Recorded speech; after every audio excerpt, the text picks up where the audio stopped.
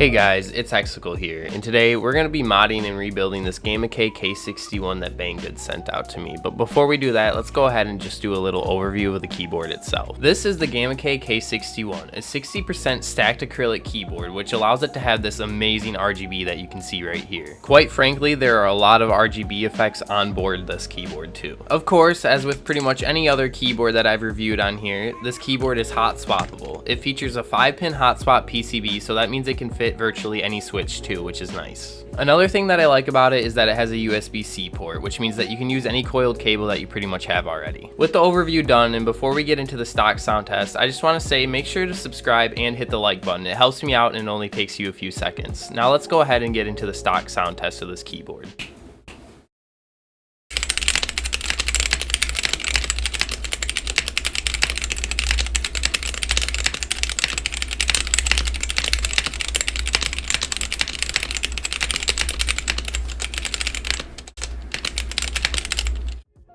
Keyboard definitely doesn't sound the best, but we can make it sound better, so let's go ahead and get that started. The first thing we're going to want to do is remove all the keycaps from the keyboard. I'm sure most of you know, but if you don't, I'm using a special tool called the keycap remover. You can find a link for it in my bio. Removing the keycaps from the keyboard is a relatively simple process, and I'm sure a lot of people have done it, even people who aren't into custom keyboards, so we're going to go ahead and speed through this until we get to the switches. Now that we finally removed the last keycap, we have a keyboard that is just switches, and we're ready to start on the next part. Don't mind this random switch, I was kind of messing with things, but what you're going to want to do is flip this tool over and go ahead and grab the top and bottom of the switch and just pull up, and then the switch should pop out pretty easily. Then you're just going to go ahead and repeat that about 60 times. I did notice as I was going through the keyboard and pulling switches, some of them were a lot harder to get out, but don't be scared to use a little force, so you're not going to break the switch most likely. Plus, we're using new switches in this keyboard anyways, so these aren't really of any use to us.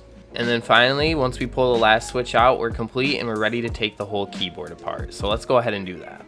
First, we're going to want to go ahead and take these stabilizers out because we're going to be replacing them with a little bit better ones. To remove plate-mounted stabilizers, all you have to look for is this tiny little clip and then use something like a flathead screwdriver and push up on it. Then you can do the same thing on the opposite side and just pull the wire out, and that's completely disassembled. Now you just have to repeat the process for all the other ones. I didn't record the process of removing all the other ones, but now we can go ahead and start unscrewing the keyboard itself. If you flip it over, you're going to notice that there's 10 screws on the back of the keyboard that we have to remove to completely disassemble it. So let's do that. Having all the screws removed, it's as simple as pulling apart the layers of the keyboard to disassemble it, which is really nice. We're going to go ahead and take the back layer, the PCB, the middle layer, and the front plate and just put them off to the side for now so we can talk about the upgrades we're going to be using. First off, we got Duroc plate-mounted stabilizers. Next, we have painter's tape, which I'll explain in a little bit. Then we have Drop's MT3 Camilo keycap set, which I'm a huge fan of, and we also have Texi Ice Candy switches. All of these things are going to make our keyboard sound better, so let's get started. I'm going to start with the painter's tape and the PCB, and if you're wondering what this is, there's a good explanation on Near Lucid's channel that I highly recommend checking out. It's going to be in the top right, but what we're going to do is be taking this painter's tape and putting it on the back of the PCB. I like to cut the painter's tape so that I have a nice clean line to start with, and then I just slowly unroll the painter's tape against the back of the PCB. You're going to want to be careful, especially with this keyboard if you're doing it on this keyboard, because there is underglow RGB LEDs. Stick the top layer down and just repeat the process on the bottom until the complete PCB is covered. I also like to take scissors on the end and cut it instead of ripping it just because I like the clean cut. Once it's finally cut and taped down, you successfully tape mounted your PCB and we can move on to the next mod for this keyboard.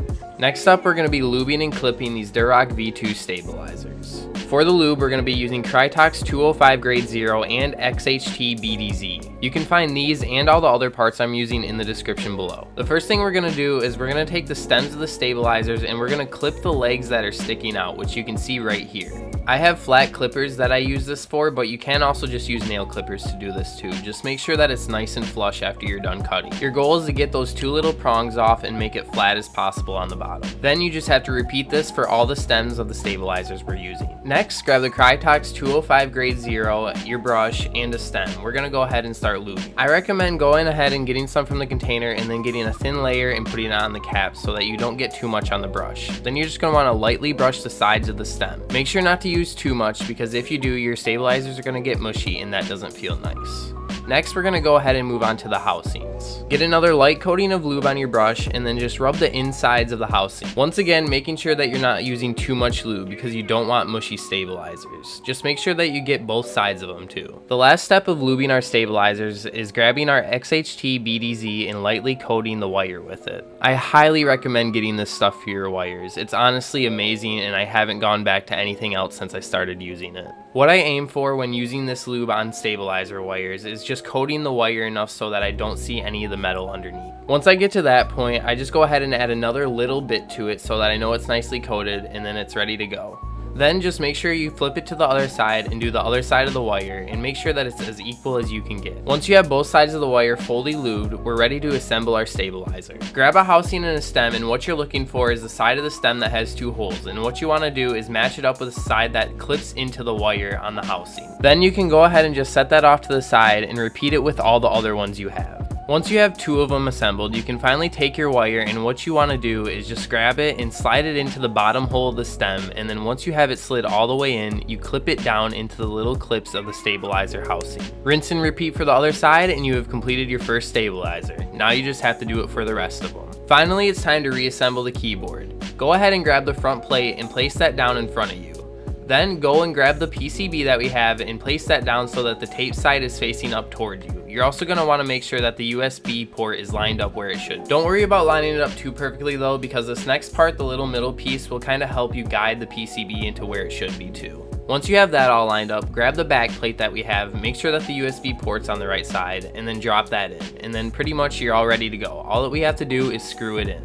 Once we have everything screwed in, our keyboard's pretty much fully assembled back together. The next step that we're going to be doing is putting the stabilizers we just lubed into the keyboard. What you're looking for when you want to start this is look for a little socket underneath the front plate, and that's where the wire goes. Then you slip the wire underneath that, then you push the stabilizers in and you should hear them clip in. Then you just have to put the rest of the stabilizers in and we're ready for our switches. Like I mentioned earlier, these are Texi Ice Candy switches. They're a linear switch and I think they look really nice. And I also think the clear housing is going to help with the RGB. To install the switches, all you have to do is locate the 2 metal pins on the bottom of the switch, make sure they're pointing downwards, and then go ahead and just push the switch in. Just make sure that the sockets and stuff are all lined up. Then you just have to do it for every other single switch socket. Keep in mind while you're doing this that if you notice that you're using too much force to put a switch in, just go ahead and take it out, look at the pins, make sure they're straight, and try again. Sometimes they can get bent up in shipping and stuff like that. And if you accidentally jam a switch in, it's okay, you can just go ahead and pull it out and straighten it out just like I said before.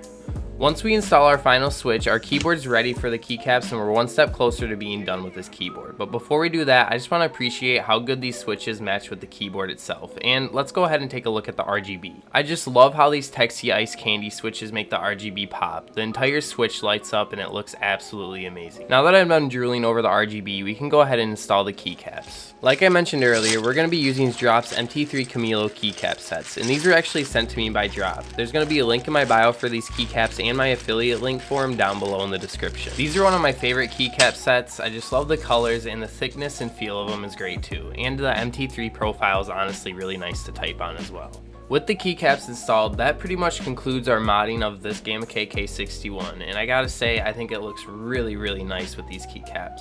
But with that all done, let's go ahead and do a sound test of this modded keyboard.